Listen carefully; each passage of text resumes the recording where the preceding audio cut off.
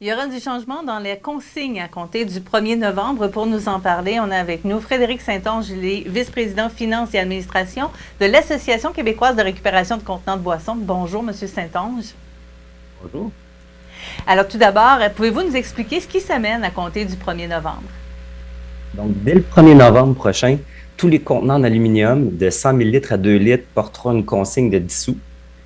Donc, tout ce qui est boissons prêtes à boire, le 100 000 à 2 litres. Et puis, les contenants qui sont actuellement consignés en plastique et en verre, donc les bières et les boissons gazeuses, porteront eux aussi une consigne à 10 sous. Sauf pour les contenants de verre, c'est bien important, le verre de 500 000 et plus sera à 25 sous dès le 1er novembre prochain. À compter du 1er novembre, le verre est déjà consigné sans problème? Le verre qui est déjà sous consigne, donc les bières et boissons gazeuses, vont être consignées à 10 sous et 25 sous.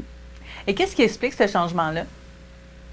Depuis 40 ans environ qu'on est dans le même système, donc la loi sur la vente et la distribution de bières et de boissons gazeuses. En 40 ans, les habitudes des citoyens, les habitudes des gens ont beaucoup évolué, les mises en marché de produits ont évolué.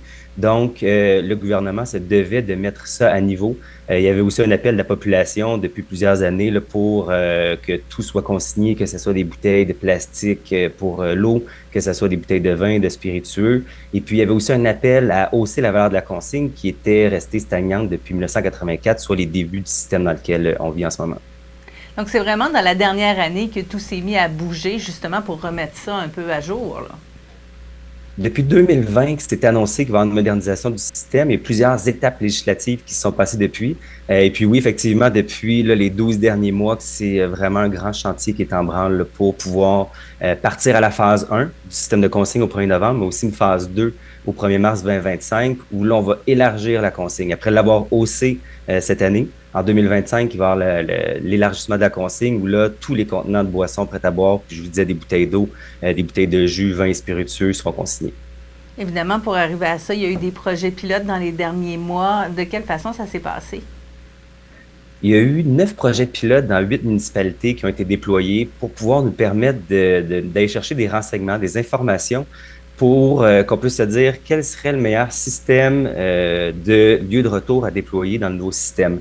Donc, on a eu des projets pilotes qui étaient très automatisés, d'autres très manuels, ce qui nous permettait d'avoir des indicateurs de performance pour voir au Québec qu'est-ce qui fonctionne dans telle situation, dans telle région, parce qu'on sait que chacune des régions du Québec ont des particularités. Donc, on peut pas avoir un système ou un réseau de lieux de retour qui fonctionnerait à la grandeur de province. Il va falloir s'adapter à chacune des spécificités régionales. Donc, ces projets pilotes-là nous ont permis d'avoir un éventail de renseignements et d'informations pour nous permettre d'en arriver à déployer un réseau là, hybride dans la prochaine année et demie environ. Alors, évidemment, si on fait des changements, c'est parce qu'on veut que les gens récupèrent davantage aussi, là. Il y a des cibles, des objectifs de 90% dans les prochaines années, donc d'ici 2032, un objectif de taux de récupération global. En ce moment, les taux oscillent aux alentours de 70%. Donc, ça va être une très bonne nouvelle en fait pour la population, une très bonne nouvelle pour le Québec d'aller de l'avant avec ces nouvelles cibles-là. Bien des fois, les gens ont l'impression que, ben oui, ils vont faire la consigne, ils vont prendre le temps d'aller rapporter les contenants, mais qu'est-ce qui arrive après à ces contenants-là? Les gens ne savent pas nécessairement, ils ont l'impression que c'est un peu dans le vide là, que tout ça se fait. Pouvez-vous nous expliquer le cheminement? Le système de consigne, 100% de ce qui est récupéré va être recyclé par la suite. Donc, c'est un point super important à retenir. Du moment où le citoyen retourne, pose le bon geste, retourne la canette, la bouteille de plastique, la bouteille de verre dans un lieu de retour, il peut être assuré que le contenant va être recyclé par la suite.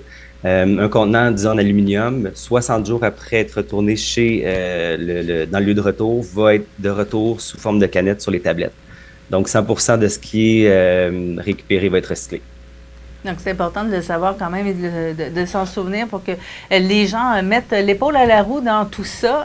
Ça donne effectivement des résultats au niveau de la récupération, au niveau du nombre de déchets également, j'imagine, là, qui risquent d'être enfouis si tout n'est pas envoyé en récupération ou en consigne. En ce moment, on a 2,5 milliards de contenants qui sont sous le système de consigne. Dans le nouveau système, on va être environ à 5 milliards, donc on double le volume qui va être sous gestion. C'est sûr que c'est une réduction de ce qui va être enfoui par la suite. C'est une étape environnementale très importante pour le Québec qui est attendue de la population. Vous l'avez dit, on compte sur les gens pour mettre l'épaule à la roue, participer avec nous, poser le bon geste, retourner les contenants consignés dans les lieux de retour qui sont dédiés. Et puis, un autre point important de la consigne, l'incitatif monétaire qui est associé à ça. Lorsqu'on pose le bon geste, on retourne le contenant, on reçoit intégralement la valeur de la consigne. Donc, au complet, on paye 10 sous ou 25 sous à l'achat du contenant. Lorsqu'on retourne le contenant, on récupère 100% de cette somme-là.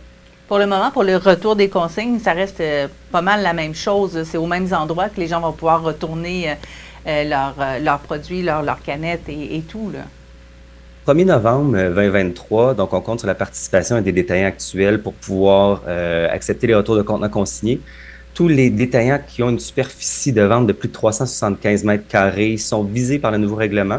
Ceux qui sont en dessous de ça ne sont pas visés. Toutefois, on compte sur une participation volontaire de ces détaillants-là pour nous assurer de maximiser l'effet du nouveau système de consigne, puis nous permettre aussi de déployer tous les lieux de retour qui vont être à déployer dans la province d'ici vraiment, je l'ai dit tantôt, l'élargissement du système de consigne où l'on va rajouter des bouteilles de plastique, des bouteilles d'eau, des bouteilles de vin spiritueux. On va en parler justement. Bon, à partir du 1er novembre, ce sont les contenants principalement d'aluminium qui vont pouvoir, des plus gros contenants d'aluminium qui vont pouvoir s'ajouter. Le prix de la consigne qui change, mais les fameuses bouteilles de vin, ça fait longtemps qu'on en parle justement de recycler ces bouteilles-là au lieu de les envoyer directement dans le recyclage, de pouvoir avoir une consigne. Mais là, ça s'en vient pour vrai, puis ça s'en vient quand même assez rapidement, ça aussi, cette possibilité-là. 1er mars, donc on a beaucoup le 1er novembre en tête parce que ça s'en vient. 1er mars 2025, vraiment l'élargissement au complet, ce qui est, oui, attendu aussi. Puis je l'ai dit, on a la hausse de la valeur de la consigne, ça se stagnait depuis 40 ans. C'est déjà une étape très, très importante qu'on va franchir au 1er novembre avec l'élargissement de tous les contenants d'aluminium. Le 1er mars, où là, on vient élargir les bouteilles d'eau, vins spiritueux. Et puis, d'ici cette période-là, ça va nous permettre d'avoir les équipements à la fine pointe de la technologie pour pouvoir accepter cette quantité et ces types de contenants-là aussi dans le réseau.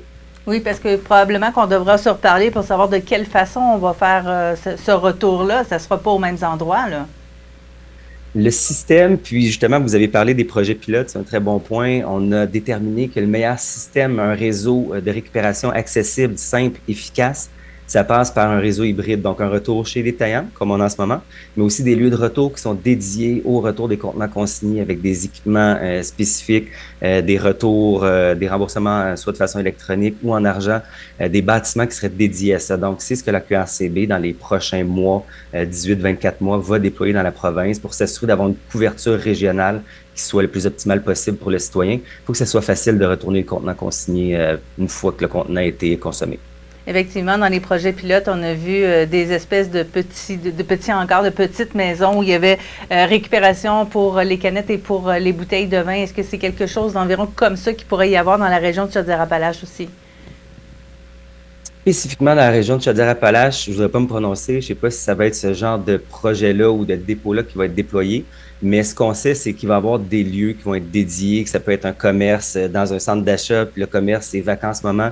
Il est loué par la QRCB, on installe les équipements et puis les citoyens vont pouvoir retourner leur contenant là. Il faut que ça soit accessible, donc proche des lieux où les gens font leurs emplettes quotidiennement ou pendant la semaine. On sait que le consommateur est dédommagé en retournant, donc il y a un retour monétaire. Est-ce que le commerçant a un retour également, étant donné que ça demande quand même un bon espace là, chez eux là, pour garder ces contenants-là?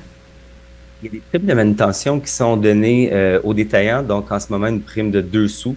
Remise aux détaillants pour accepter les retours de contenants consignés. Dans le nouveau système, il y a des analyses qui seront faites pour voir en fonction des volumes aussi qui sont générés. Comme je vous disais, bien, il y a un volume qui va être redirigé vers certains lieux de dépôt dédiés. Donc, il va falloir voir là, les primes qui seraient accordées en fonction du travail et des coûts réels engendrés par la manipulation des contenants. Merci beaucoup, M. Saint-Onge, d'avoir été avec nous aujourd'hui. Alors, on parlait avec Frédéric Saint-Onge.